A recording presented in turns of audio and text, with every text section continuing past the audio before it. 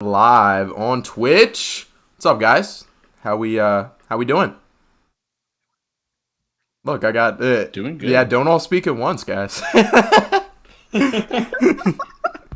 So hey, we didn't know who was gonna speak first, so that's why. yeah. I'll start with Jaden, man. Jaden, welcome in to the Blitz podcast. How are you doing today? I'm doing great, Kane. I was just about to say exactly that, but then I decided not to once I saw everybody else wasn't. I didn't think it was a cool thing to do to respond. Don't want to be the dick. I feel you. But this is the first time in Blitzpod history that we have all four of us doing a remote show together, which is pretty exciting shit, to say the least. Mitchell and Tyler, are we hyped for today's four-way Blitz podcast? Oh, hell yeah. Yeah, I know. Four-way was an interesting... NFC time. Four-way was an interesting choice of words there. No homo. Yeah, as long as you get... Oh, wow.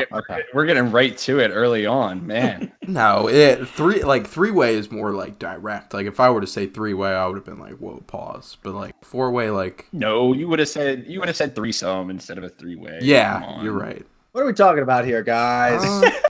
What are we doing here? Let's get back on track already. Yeah. Let's get back on track. All right. NFL mock draft. 30 seconds to get on. We gotta have an intro, man. Bring people in with we talk about sex here on the Blitz. No, okay.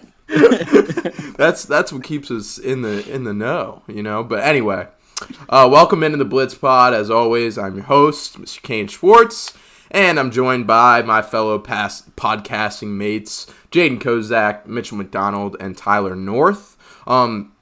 Just a disclaimer to get us started right off the bat. We did have technical difficulties last run through. I have literally prayed to the gods that we are all good for this run through. So if everybody that's viewing this can do the same, that would be fantastic. Just lock arms with whoever you're with and just close your eyes and think about puppies or something. I don't know. Give us good vibes today. That's what we're looking for.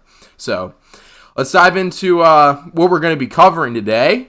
And if it weren't clear from our Instagram post, we're going to be doing a PFF live draft mock simulator. Or live mock draft simulator, if you'd prefer. But yeah, so PFF, they've got it all organized up here on top of our screen right there. And we'll be running it through pick by pick, and we've got it split up into teams. Me and Tyler will be covering the NFC picks, and Jaden and Mitchell will be doing the AFC picks. So yeah, it's gonna be a fun time. We're gonna try to make it through. We're gonna make it through the first round. We'll see if we make it to a second round, but definitely the first round coming out for you guys today. So all right, without further ado, let's dive into it. The 2022 NFL draft is now underway, and the Jacksonville Jaguars are on the clock. See, Jaden, when you text me, man, are we going to get ballsy here with the first pick, or are we thinking like the Jaguars, or are we thinking like normal human beings? No, we talked about, and this is just a little disclaimer before we actually get really into it.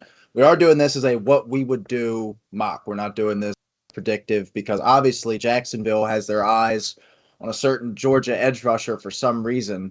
Edge / linebacker / IDL / whatever he wants to be. Yeah. But I mean, and look, I like the potential, but Aiden Hutchinson's a sure thing. It feels like he's about as close to a sure thing as it's going to get, at least in this class. And the thought of him being like this inferior athlete by a lot to Trayvon Walker just isn't true. So unless you have any objections, I think we're going to be taking Aiden Hutchinson with the number 1 overall pick in this draft. Yeah, no objections. He's just a carbon copy Bosa brother at this point. And I feel like it's kind of hard to pass on that for a guy who had very limited sack production at Georgia. So I would agree to the Aiden Hutchinson pick here. All right. So the first off the board is Mr. Aiden Hutchinson at number 1 to Jacksonville. How does it look on the screen, guys? I can't see it because I'm exclusively on the web browser. How does it look? It looks pretty sexy, I bet. First time we're having graphics incorporated live. No response? No? That's it? It's small. It's small. That's the only thing I'm going to say. Yeah, no, that's true. All right, so Aiden Hutchinson, first off the board. And we move now to the NFC team, and that is the Detroit Lions. So, what we thinking here, Tyler? What are your initial thoughts, man? I mean, I would probably say Walker, but at the same time, Sauce Gardner is definitely an intriguing option here as well. I mean, you could go Kayvon as well, but I would say I would be choosing probably between Sauce and Walker here. I'd probably lean Walker, but I want to hear what you got to say. I think it's a little early for Sauce, just because him and Stingley are so close. Like, I mean, obviously as we've gotten closer to the draft, there's been separation between the two, and Sauce is now starting to take that headway, but I don't see him going as early as 2. I think it's more likely Trayvon Walker. What do you think? Yeah, I mean, that's which way I was leaning. I would say that Sauce would kind of be like the dark horse pick here to possibly slide in and sneak up that number 2 spot. I mean, I've seen him on a couple mocks go into at least, probably like 3 or 4 weeks ago, it was probably a hotter name, and that steam's kind of slowed down a little bit. Whereas I feel like Walker's steam has really picked up here as we get closer and closer toward the draft. So I think he's going to be the hot name. I think that also is it the thing that I think that the Lions are going to do? Yes. Is it the thing that if I were the Lions, I would do? Yes. So I think it makes sense in both regards there to take Walker here. Sweet.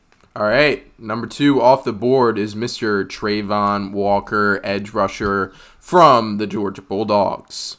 And now... Is it Trayvon or is it Trayvon? Yeah, Trayvon. Okay, just to make sure. All right, so now we got the Houston Texans on the clock, so we'll hand it over to our AFC teammates to cover that. Well, if you were... It didn't... It didn't take very long for us to have it. It didn't take very long for us to have a dispute here. This is our second pick now, and we're like sitting here arguing with each other about what the move is here. But quite honestly, for Houston, anything's on the board, anything's on the table here for them. They need everything. Tackle is definitely here. Edge is here. So yeah, I mean, you got you look right at Houston's thing on PFF that says needs. It says every position. Yes. Every position is in need for them at this point. There's a lot of good players. You can debate between Ike Ekwonu, Kayvon, maybe even Kyle Hamilton, who's losing a little bit of tread at this point in terms of steam heading into the draft. But I think with this pick, I got to agree with what Jaden was arguing with. Kayvon Thibodeau has the potential to be an elite edge rusher in this draft, and he's available here. So might as well go edge for the first 3 and make everybody else scramble. Sweet. So we got Kayvon Thibodeau. Oh, Jaden, you align with that thought process? I don't want to jump ahead. Yeah. All right. Okay, sweet. It's crazy to think about real quick with that pick. I mean, Thibodeau was, 6 months ago, the number 1 pick. And it's crazy to think how far that – I'm not going to say how far he's dropped because he's not – I mean, we don't presume him dropping extremely far in this draft. But at the same time, I mean, he was the – consensus number 1 pick, back in October, November, there wasn't even a question as to who else might go 1 over Thibodeau. And it's crazy to think that 6 months, everybody's opinion can just change like that. It's amazing what character issues can lead to. That's the thing. And that's what I have. I mean, it's not dropping too far. He's only about dropping to 3. process. I mean, some mocks have him dropping to 9 or 8. Yeah, that's what I was saying is he's dropping, and I think that character issues that gets talked about a lot is perpetuated by teams that want him to fall, like the Giants or whoever that would want him to fall, and they'll pump that character issue problem out. Yeah, it's a strategy for they him. maybe fall him at 5 because there was no chance of that before. Yeah, it's definitely a useful strategy for some teams at the back end of the top 10 to use to throw that out there, and teams start thinking secondly about him. So I totally agree with what you're saying. Like a team like the Giants, it's at the back end of the top 10 saying, hey, this guy's got character issues. I don't know if we should take him. I don't know if anybody should take him. And then boom, they get up to him. And like you said, his talent is going to speak for itself. We're in the period of time right now before the draft where smoke screens are very prevalent. Like Oh, yeah. a lot of the information. I mean, the first thing that comes to my mind was last year when the 49ers were supposedly really high on Mac Jones at number 3, and they went to his pro day, and a lot of it's just sending mixed messages, Like, Kayvon could still go 1, We don't really know, like, what the interpretation is. So, it's just keep an eye out for true and false information. There's going to be a lot of false information flying around right now. So, all right. So at number 1, we got Aiden Hutchinson. Number 2, Trayvon Walker. And number 3, Kayvon Thibodeau. So we move over to another AFC team, and that is the New York Jets. What you guys got? Well, this is Go ahead. Well, this is another team that they have some pretty glaring needs that they could talk about. I mean, you got probably right tackle at this point, if Becton even is healthy at this point, because he's a no-show for the OTAs at this point. DB's rough. They could always use an edge rusher, but at this point in the draft, we just had 3 fly off the board, and it'd be quite a bit of a reach for the next guy at this point. So you got to think that tackle or that cornerback, and you have to wonder how much do they like Sauce Gardner at this point, because he's not going to be there at 10, and he is a generational talent. But at the same time, in the same breath, you have the top 2 offensive tackle prospects still at your disposal at this pick. Jaden, what do you think about that? Personally, I'm leaning Evan Neal right here. I think that with Zach Wilson, you're going to be leaning more towards a pass blocking offense, and the whole thing around Evan Neal has been, Icky's your run blocking specialist, Charles Cross your pass blocking specialist. Evan Neal is a combination of both. Evan Neal played an entire season at right tackle when he was at Alabama, and he also has guard experience if you want to do that with him as well. So he's my offensive tackle 1, and I think this is a pick that I've made before in a mock draft, and I think that's what the Jets should do here at 4, if you have any oppositions. I'm leaning Sauce. I'm saying bring back the island. Bring it back to Darrelle Revis's days. Bring the freak athlete in here. The thought is at 10, you could maybe have another corner sitting there. Odds are that Cross or Icky isn't going to be there at 10. And there's other things they can do with 10, but I don't know if either of those tackles are going to be there. I'm fairly certain they won't be. Edge could be available there at 10 or at the turn of the second. There's depends. I mean, we're not in the minds of the NFC guys who are at the disposal of a team that needs any offensive line help they can get. That and they had 5, 6, 7, 8, and 9 before we come back up at 10 for the Jets. So they've got quite the few opportunities to take a tackle if they need to do so. But I don't know, man. I think also, do you like Penning or Raymond? Like when you get down to that territory, is it really like at the turn of the second? I think there's a lot of talent at the turn of the second that they could plug in at right tackle. You're not looking for the generational left tackle. You'd be drafting right tackle at this point. That's the only concern thing. with Becton. Because Becton is definitely their left tackle at this point. They're pretty set on him. He's recovering from injury, but it wasn't anything too major. But for some reason, is facing setbacks. Yeah, he's not. He wasn't at voluntary workouts today. It's a little question. Every other offensive lineman was, except for one guy who's like wife was having a baby or something. But all right, I think they can find that right tackle in the second round. I'll see Sauce Gardner at 4. This is since he's off the board, I figured I love this fit for the Giants if he gets there, especially if he makes it past 4. I think they'll probably end up taking Sauce at 7 because Carolina has no reason to take Sauce. They could take a tackle at 5. I love that for them, but this is still a great scenario for the Jets. Sauce would be amazing in Wink's defense because he relies so heavily on the corners. Giants fans are probably clenching their fist watching us make that pick right now, but it's whatever.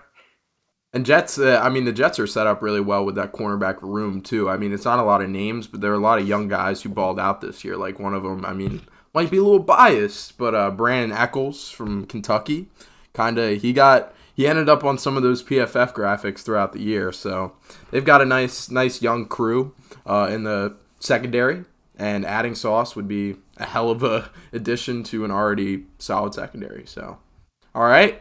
So we've got they also brought in. They also brought in DJ Reed this offseason and Jordan Whitehead.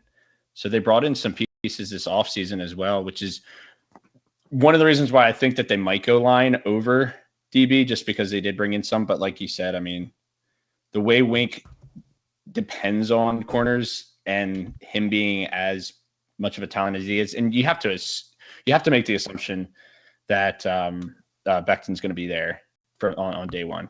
I mean, I can't imagine Becton missing games this year. I have to imagine he's going to be there starting for them in the first game. And it is pretty crazy to think about with this draft that you guys won't draft next, and the next pick that you guys draft with is the Jets.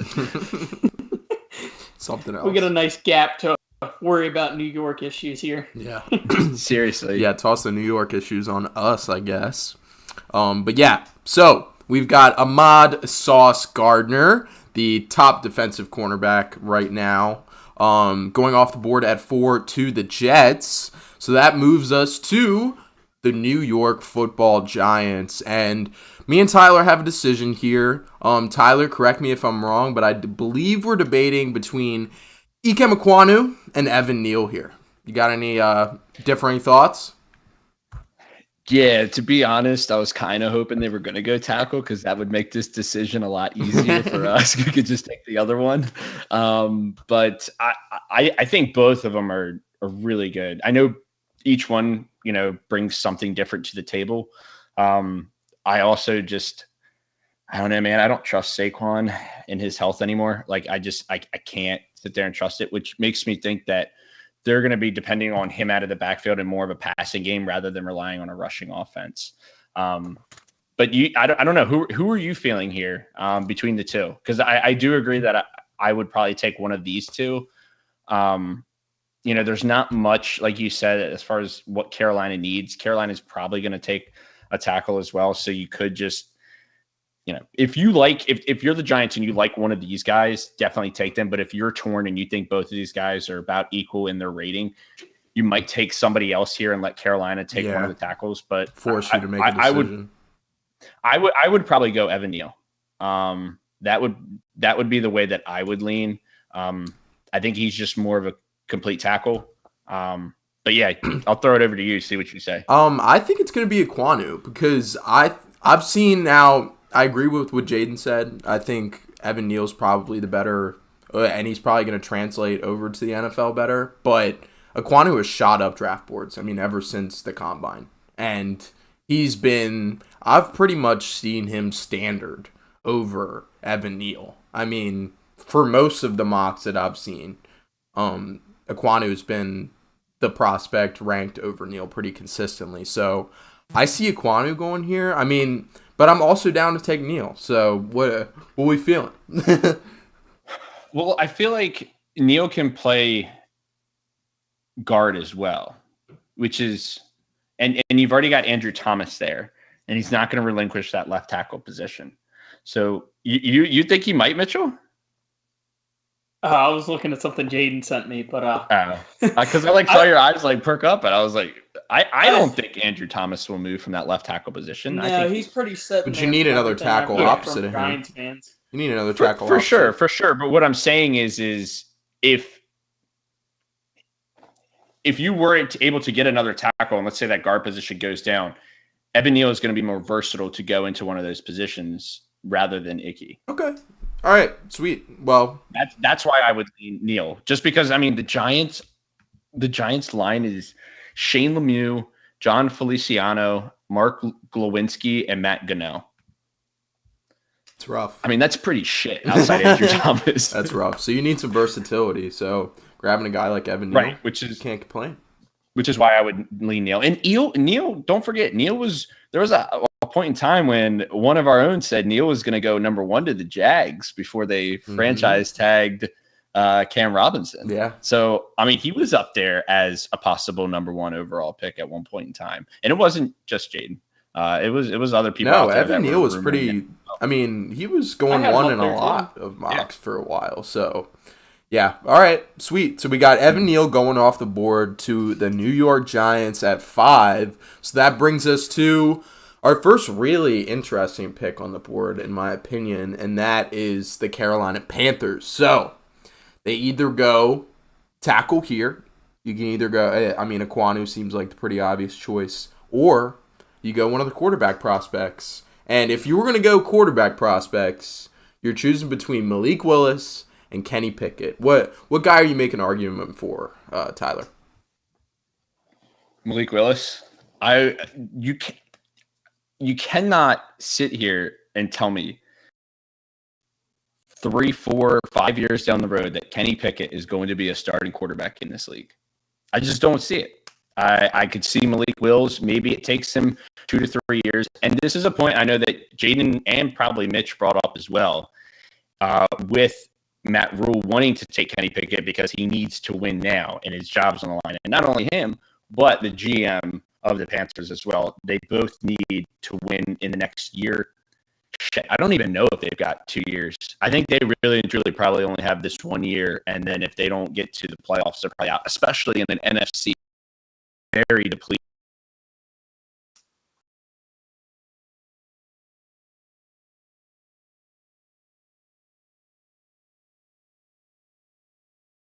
Basket, with whatever quarterback you decide. I think Malik Willis is going to be the better NFL quarterback. Who do I think is going to be better in their rookie year? Yeah, you could make the case for Kenny Pickett. I don't think either is going to be very good in their rookie year. I think Sam Darnold is your best chance to get to the playoffs. As bad as that sounds, that's what you're left with right now, unless you go out and get like a Baker Mayfield or something. Yeah. Well, just not to butt in on you guys, but if you think Sam Darnold is the best option, then why isn't this tackle? That's what I was going to say. Yeah, absolutely. That's what I was going to argue, is that I don't even think I would take a quarterback here, because I don't think any of these quarterbacks are worthy of a top 10 pick. I mean, I've been upfront, honest, and open about this quarterback class since September of last year, saying how dog shit it is, and I haven't wavered from that, and I still stand by that. I don't think any of these quarterbacks are worthy, in my opinion, of a first-round pick, yet alone a top 10 pick. So with that being said, I would go Icky here. But I'll let you give your spiel, Kane. I'm not sold on these quarterbacks. I feel at the end of the day. And we were talking about it on last podcast. I had screenshots of the draft grades of guys like Joe Burrow, or not Joe Burrow. It was like Justin Herbert and a couple of other guys from recent draft classes that ended up being okay, but were not great prospects. Their prospect grades compared to this class, very similar. Like, especially for a guy like Justin Herbert. So you could say that, the potential is not there, but people were saying the same things about Justin Herbert, the concerns outweighed the potential, honestly, for a guy like Justin Herbert. I just can't trust a guy with 2 gloves. No, I can't trust a guy with 2 gloves either, man. What kind of swagger 100%. Is that bringing to your club? Like you got to win now. You got to win in 1 year, and you're going to trust a guy with 2 gloves? No, you got a point for sure. One thing I will say, I think they're going to go quarterback over tackle, just because we've talked about it. Matt Rule needs to save his job this year, and drafting a tackle here is not a I'm saving my job type of pick. Like, they need to make a splash in the draft, or Rule's out of town before we can reach the middle of the season, so.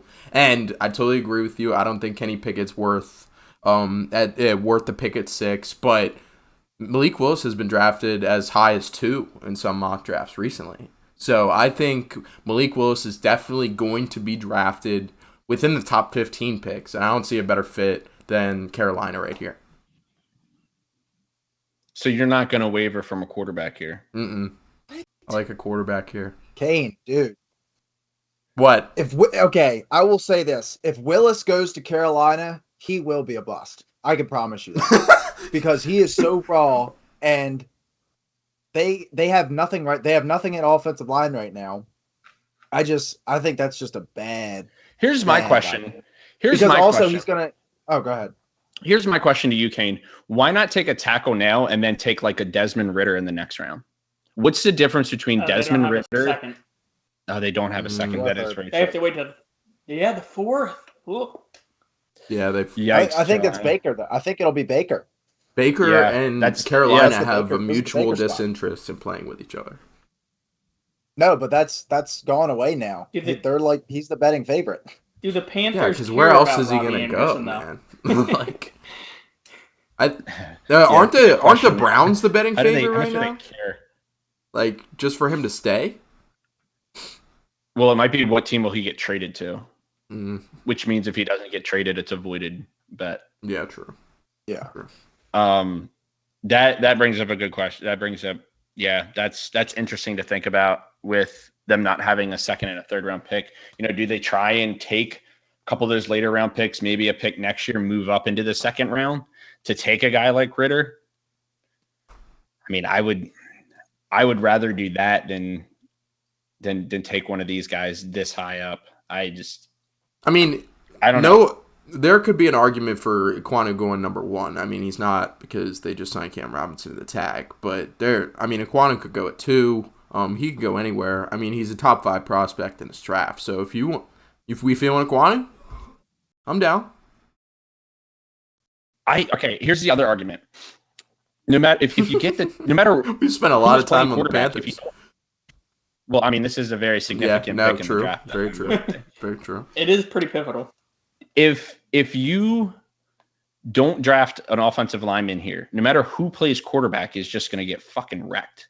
So if you draft Icky here, at least you're giving either Darnold, Baker, whoever else comes in, half a chance to survive back there, because at least you've got some kind of protection. And also something that's my argument. No, I agree with you. And something that I didn't think about, like, Ekwonu, you can stick with him for the next regime, you know? Like, Exactly. If it's a quarterback, if you go quarterback here, most of the time, that quarterback is headed out of, if it doesn't work out, which could be very likely with this draft of quarterbacks, if that quarterback doesn't work out, he's headed out of town on the same bus that the head coach and the GM are. So... and then Carolina's taking Bryce Young or CJ Stroud next year. So right. All right. Let's go with Ekwonu. Fucks with it. Yeah. All right. I do like that because you got to protect the guy you're paying a ton of money in McCaffrey in the backfield. You can't just let the defensive line have free reins at him, I guess. Yeah. 100% true. that's I think that, and he's going to be more useful at the tackle position in a passing offense if you're going to be dishing it off to McCaffrey more this year. I'll say this as well. The Bengals were an anomaly.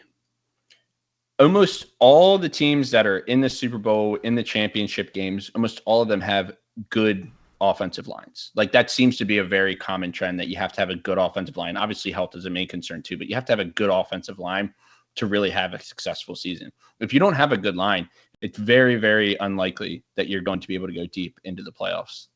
And like I said, the Bengals are an anomaly, but most of the teams do have strong offensive and defensive lines for that matter. Sweet. All right. So Carolina at 6 takes Ekwonu, the next best tackle, off the board. And that moves us on to the Giants picking again at 7. So, right off the bat, obviously, you don't go tackle here. The top edge rushers are off the board. Yeah, you can make a case for Johnson here, though. Yeah, I think he's. I was going to say that. I think he's clear. I think he's clear cut the 4th best edge rusher.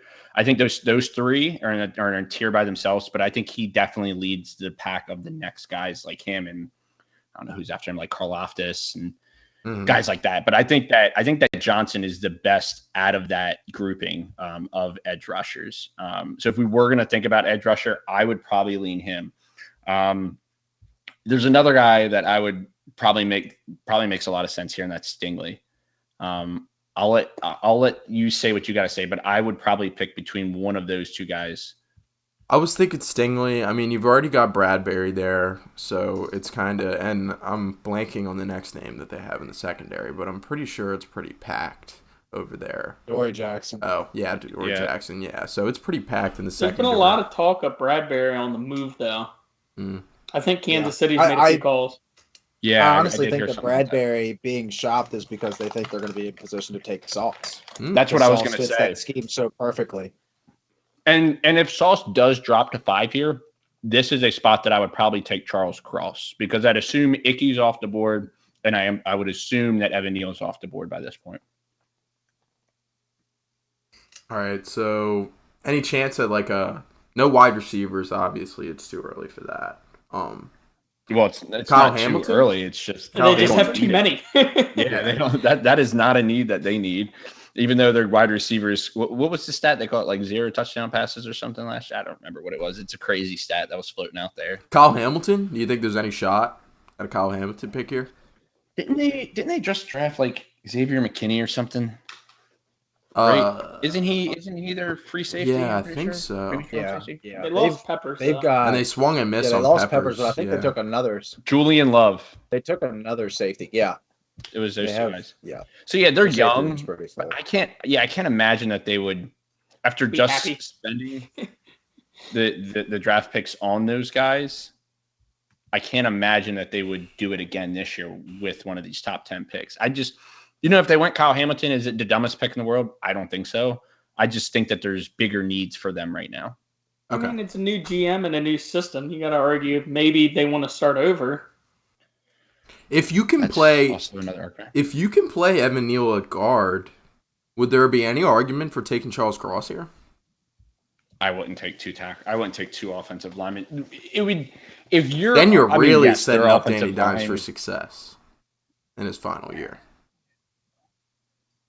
God, that's just another quarterback that I'm just like, man, just can't envision that guy in the playoffs. Like that's how I look at like Kenny Pickett. Do I see Kenny Pickett in the playoffs? No, I don't see Kenny Pickett in the playoffs.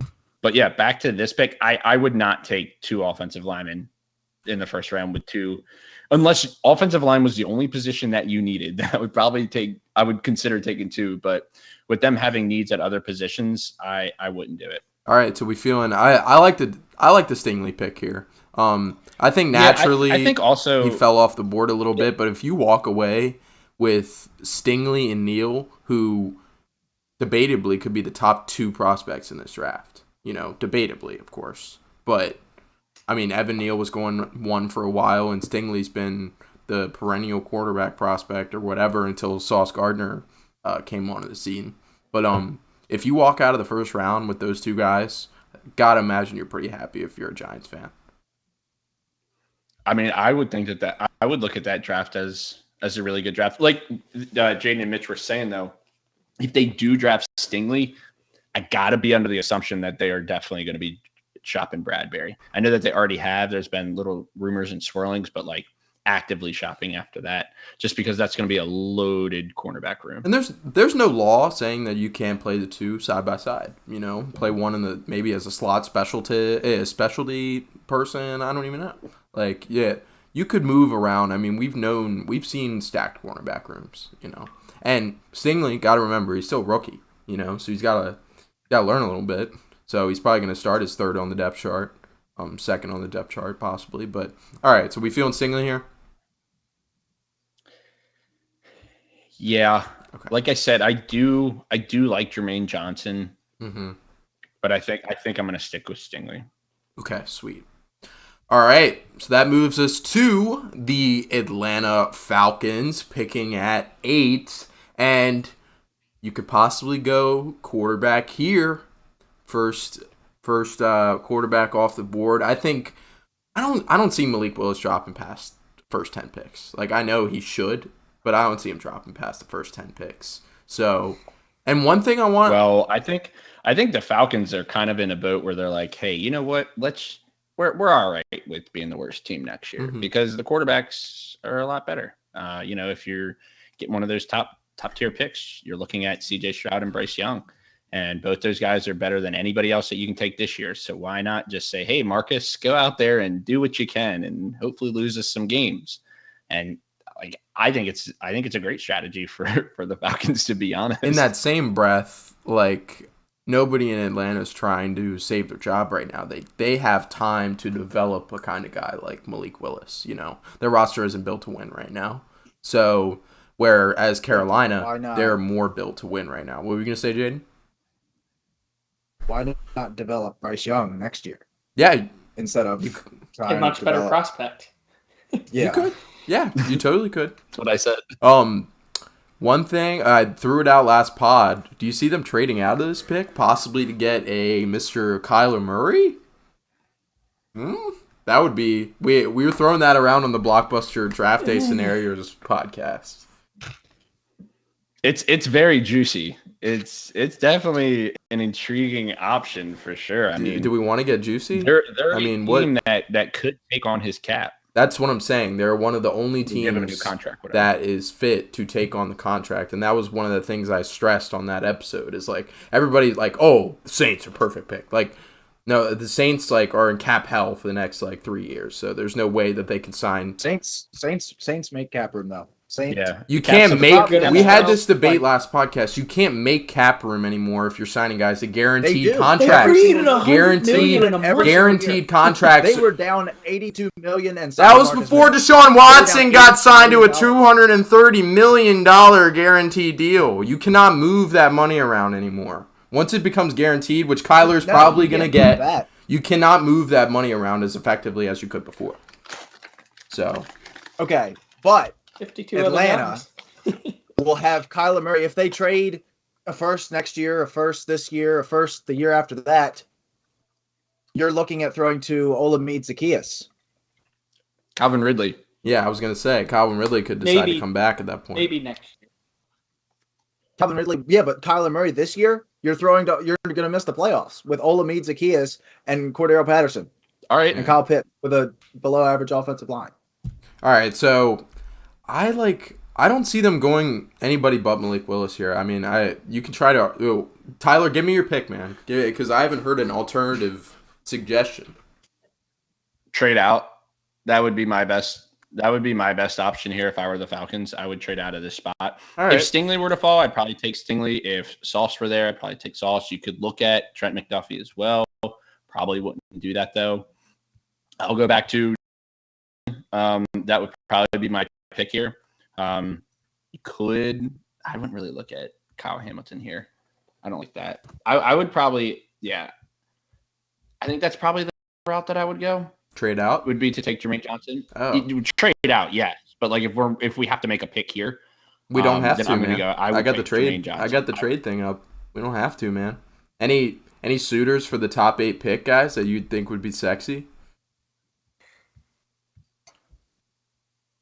I mean, so for Atlanta, it's literally anybody because they have if you're looking at Houston, Detroit's not even really in that conversation anymore. It's between Atlanta and Houston for the worst roster in the NFL. Like this team needs as many players as they can get. So just getting a massive amounts of picks is probably what I would do here. So maybe the Eagles? Green Bay or KC, look for guys looking for one of those top receivers. True. Jameis. But I think that's way too steep of a move up for Green Bay or KC. I agree. That is a lot for them. That's pretty much the only guys that would probably move up there at this point. Well, let's look at who is scared that they're going to lose their pick here. I don't think Baltimore or the Texans. No. You could have a team hop up and take a quarterback. Yeah, so what team is scared that somebody's going to take a Malik Willis? Is it Seattle? I mean, they picked next. They're the next pick. Yeah. I was about to say, I don't think Seattle's going to. But if Willis goes off the board here, do you draft Pickett at 9? Or do you think Seattle's not going quarterback? Okay, I'm just going to say, for as far as Atlanta goes, I have not once throughout this entire draft process seen them take a quarterback because their roster is that far behind the 8 ball where if you send Malik Willis or Kenny Pickett or whoever, and this probably applies to Seattle too because Seattle's in the same situation as Carolina where their offensive line's terrible. They've got weapons, they've got a defense, but the offensive line's terrible and you're going to get him killed. It's the same situation that Russ was in, that you're putting a much less developed quarterback. But for Atlanta, you're going to get him killed and you're going to be looking at quarterback again next year because Malik Willis is going to look horrible throwing to Olamide Zaccheaus. Very true. So, I'm trying to think of teams, that would want to move up here to draft a guy Cross, Kyle Hamilton, Jermaine Johnson, If anybody, it'd be someone moving up for Cross because they want that left tackle. Mm-hmm.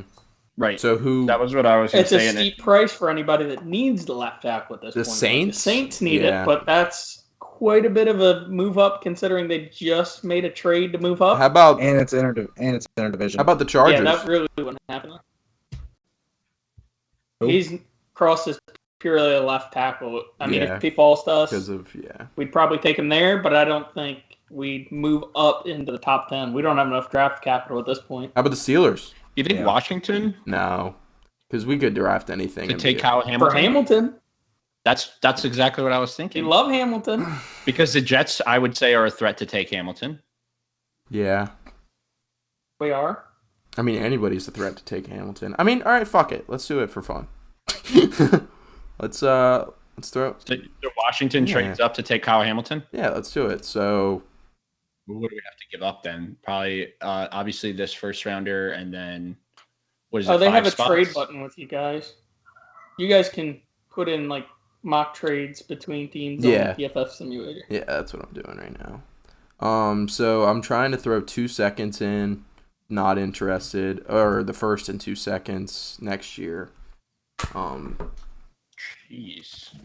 Jesus Christ, that's a. Oh my God, to move 3 picks. That's what I was thinking. Yeah. Okay, so I just sent you all the link to the draft value chart. I would just say if you can get something that works mathematically, like obviously Washington's going to pay a little bit more than exactly even because they're moving up. If you can think of something that works there and then just force it, because like if they say that Washington's not interested, they're not going to take it unless it's an absolute robbery. Right. How about like I don't know, fuck. First and Yeah, first and I mean, third I think this for year and Washington- third next year would Yeah, I probably was be about good. to say 2/3 to move up 3 spots. I don't think is anything insane. all right. So a first this year and then 2024 third round pick for the 8th pick. Or do we want to do like a 2024 second round pick? Oh, Washington. Washington doesn't have any thirds. I know this year. I'm talking about Because- 24 because of Carson Wentz. Yeah. You've got fucking I Mitchell think the Trubisky, future bro. one would What work you just hitting as with? fine, too. What you giggling over there for? Oh, okay. What about 11 and 47 for 8 and 58? Atlanta gets to move up. Yeah. All right. Let's just force it. Let's call it a day. All right. So, Yeah, as long as it's not like egregious. I mean, we're just geez, that means this, Washington just bumped up to draft fucking Kyle Hamilton, which makes a lot of sense. I mean, we just had Landon Collins depart, and Kyle Hamilton is 5 times the safety. If you want to call Landon Collins a safety, that's up to you. But he was 5 times the safety that Landon Collins was, or is. So, all right.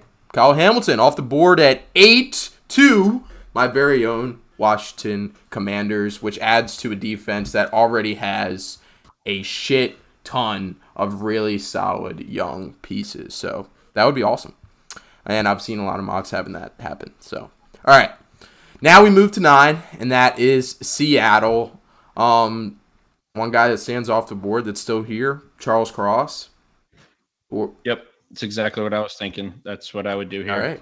Let's just rock with Charles Cross then. And I don't think there needs to be much That was talk fast. about that. I mean, Yeah, no. I mean, Yeah, dude, if that you're was not gonna, impressive for you guys. if you're not going to take him, Jermaine Johnson, I think would be a name to throw out there. I mean, but after that, maybe McDuffie. I think that Cross is the right pick here.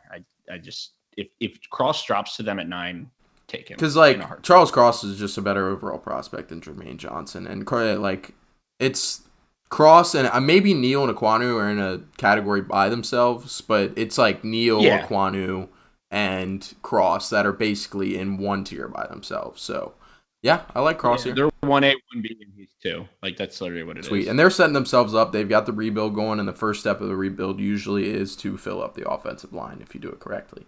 So, all right. That moves us to the New York Jets at number 10, and we'll hand it off to our teammates after we... Been a yeah, while. it has been a minute, man. You guys take it away. Thanks for sticking around. Yeah, I'll shut the fuck up now. I was about to say we've already planned out the rest of our mock here because you guys gave us so long. We know what we're doing with the rest of our picks now. Well, go ahead. We literally have every pick mapped out. Well, let us know, man. We're back up in New York. Same issues that we had as before, except now we have Sauce Gardner. So you have to argue Well, tackle's pretty much off the board unless they want to have a massive reach for Trevor Penning at this point. So we're pretty much arguing between edge and receiver. And personally, looking at how that Jets offense is composed right now, it's rough. It's a bunch of very undersized guys and Zach Wilson with a solid enough offensive line. And Wink Martindale likes to blitz a lot of people off the edges. He loves that cover zero. So I'm not thinking edge is going to be necessarily the most important thing in the first round here. So I'm leaning towards a big guy that's a safety net on offense in Drake London. He is pretty much a healthier, well, I can't even say healthier at this point. He's Mike Williams because he has injury concerns too. Mm-hmm. Yeah, Drake London's going to be the pick here. It's just you build your wide receiver room like a basketball team, and they've got some speed guys down. They've got Elijah Moore in there, Corey Davis in there. If you get Drake London, he can come in and be your one. Braxton Berrios. But London can come in and be your one, your solidified one, move Corey Davis down to a 2, keep Elijah Moore in the slot and do gadget things. He's not my wide receiver one personally, but I think for the Jets, like the scenario that they have, I think Drake London makes the most sense for them. So they're going to be the pick here at 10. Sweet. All right. Well, that moves us to the NFC Atlanta Falcons. And what I'm thinking here, Tyler, wide receiver, man, because we were just talking about it. Really? The only guy that you would be thrown to is Zacchaeus. I mean, it would be. I want to mix it up here, man. I want to throw some sexy picks out here, you know. But I mean, if anybody has a very strong argument, if you have a very strong argument against wide receiver, I mean, the needs on PFF are not necessarily wide receiver. So, what you thinking here? Who's your Jameson? It's Jameson or Garrett I was Wilson? thinking Garrett Wilson. Okay, you wouldn't consider Jermaine Johnson at all? Just doesn't seem like a priority ad for Atlanta right now, especially on your rebuild right now, basically. So you want to make that, and I know I was saying that you fill out the offensive line first, but you got to look at what's available here. And Garrett Wilson, I've heard a lot of comps, and I mean, Jaden and Mitch, I don't know if you've heard this as well. I've heard a lot of comps to Julio Jones with Garrett Wilson. I just think about it too. I know this is a very deep wide receiver class, which makes me think, why not take one of those receivers in the second round when you can get a top tier rusher now? Top tier? I mean, I don't know if I would call him top tier. I would put Johnson. He's not those three, but those three are, in my opinion, generational talents. That Jermaine Johnson's going to be a solid starter for the next 7 to 8 years. I agree. With the potential of a Pro Bowl here or there as well. I would. PFF doesn't. I can. What'd you say? PFF doesn't think so. PFF doesn't think so. Well, that's PFF. 32nd. If you want to go Wilson, I'll go Wilson. Yeah, it makes too much sense to me. Like the comps to Julio Jones. You look at the Bengals, like they drafted T. Higgins to like kind of start their whole. I mean, Burrow went in the same draft as Higgins, didn't he? Am I tripping? Or I think Higgins went a year before. Anyway, I think they were the same. The way that they were the same year. The way that they filled out their roster, they prioritized offensive weapons, and if the Bengals are the new blueprint for getting to the Super Bowl as fast as possible, then Garrett Wilson makes a lot of sense here. Add that weapon. Okay. If I were them, if I were to look into an edge rusher in the second round, David Ajobo might be a name to come up as a possibility for them, depending on if he drops that far. But that's right around that mid-40s is right around where I anticipate him going. And you guys can obviously chime in there, but that's about where I would see him going. So if you're able to get Garrett Wilson and him, yeah, that's great. The other receivers that are going to be looking at in the second round, I don't know if Sky Moore and George Pickens make it to them. The dude from, what's the dude's name from South Alabama that I've been hearing a lot about? Tolbert. Yeah, that guy. I've heard some stuff about him. He's pretty good. Dotson, Dotson could be available too from Penn State. Like I said, it's a really deep wide receiver class, which is why obviously getting one of those top tier receivers really helps. But at the same time, if you miss out, don't fret, because I think there's really good options lower in the draft as well. They do have 2 picks in the second, so that's pretty helpful for them. Tyler, we've got your Minnesota Vikings on the clock at 12, man. So what are you prioritizing? I mean, at this point, you gotta think it's probably McDuffie. So Garrett Wilson to Atlanta is done, right? Yes. Garrett Wilson to Atlanta is the pick. Okay, that's all I need to hear. You were waiting for that before it was official. Yeah. All right. So the Vikings, McDuffie, I think, is a very, very valuable option here. I also think that Tyler Lindenbaum is going to be floated around as a possibility here as well.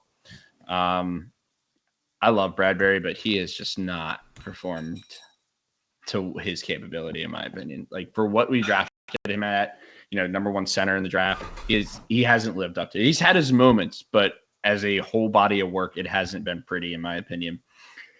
If Jameson Williams is here, I'm not saying the Vikings are going to do it, but holy fuck. If you put Justin Jefferson, Adam Thielen, and Jameson Williams on the same field together with Dalvin Cook and Irv Smith, Kirk Cousins, how do you not complete 85%? That one, dude. That one guy's coming along well, though. What's the other? But that name, what's the Osborne? KJ Osborne. He's coming along well for you guys. Yeah. So why would you add Jameson to an already packed? Thielen's old. Not only is he old, but he could be a possible trade target. I could see them trading him at some point in time. Would you? I know he's a local fancy boy, a draft day trade? What, trade Thielen to? I don't fucking know, dude. Honestly, for some reason, the Chiefs keep coming to my mind as a team that he would go to. I mean, what's his contract? And I don't know situation? why. I mean, they can move it around. Saints. I can't see Thielen anywhere. Green Bay. And I can't see him anywhere. Green Bay? Ooh. Oh my God! I mean, this sounds kind of wrong, but he gives me Jordy Nelson vibes. Yeah. No, you're not giving him vibes. No, in division. I know. I'm sorry. I know. But Packers, Jordy Nelson, I'm sorry. Yeah. The other team that would be intriguing, in my opinion, would be the Tennessee Titans as a possible destination for him. They just traded for Bobby Woods, though. They did get Robert Woods. That would be a really nice trio, though. Yeah, but that's what are you even getting for Adam Thielen, though? If Robert Woods gets a 6th, Adam Thielen how about Dallas? How about, listen to this, and obviously there would be more to this trade, but Thielen and number 12 for 15 and 18 from the Eagles. That's wild. But what are the Eagles trading up for? They're getting Thielen, so basically you're trading, and then you get a higher pick. So who you?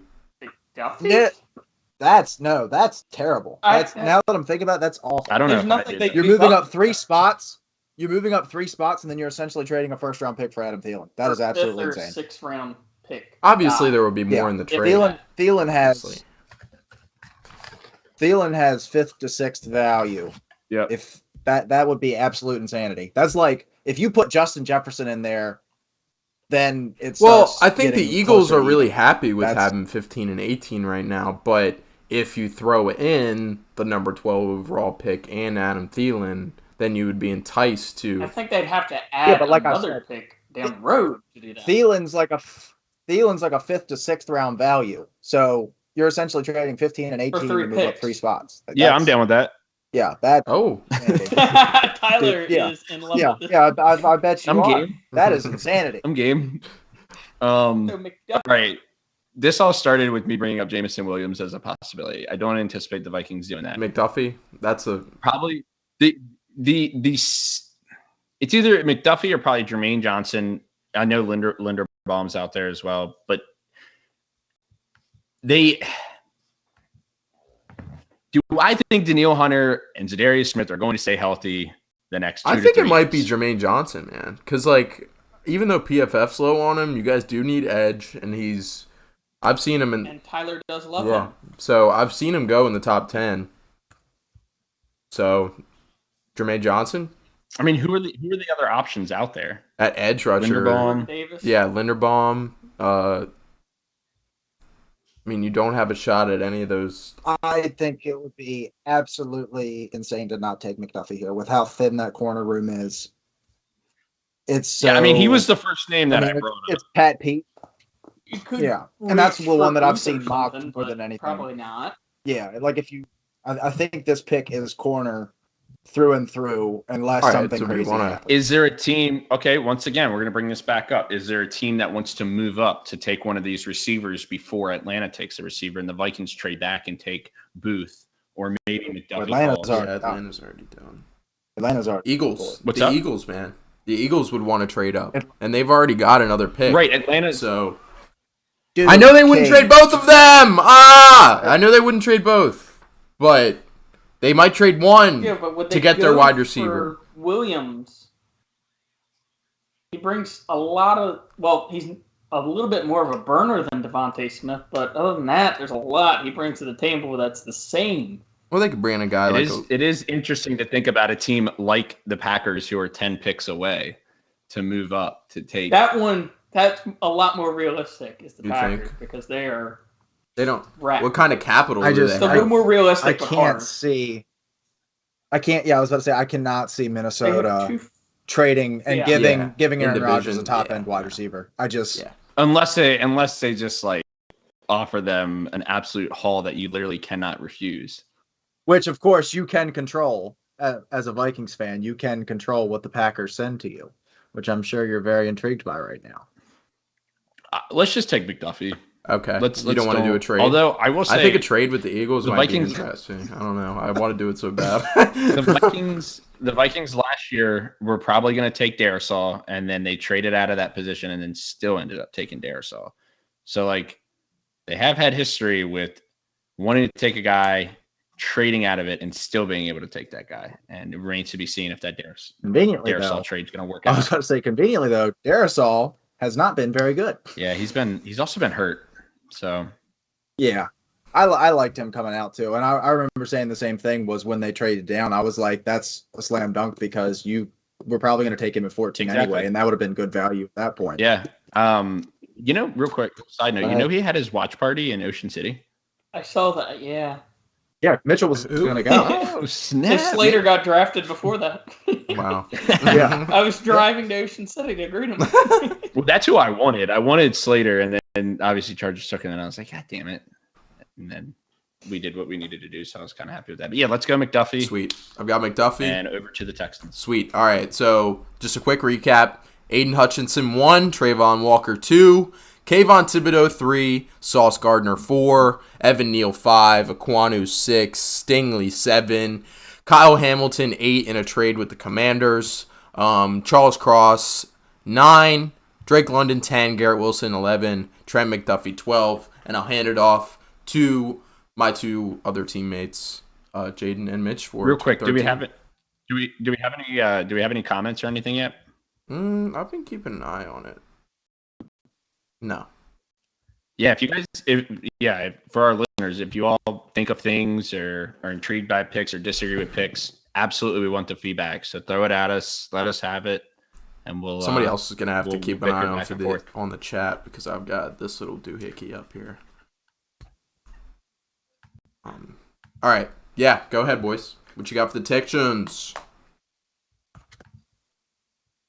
Well, to Mitchell's dislike, I don't see a world where this isn't Jamison Williams. I know that they need every position, but Jamison Williams currently the best value on the board. You're getting arguably the best player at a premium position. I mean, Karlaftis is cool, but you just took an edge. All the top tackles are gone. You're definitely not considering a quarterback here. All the top corners are gone.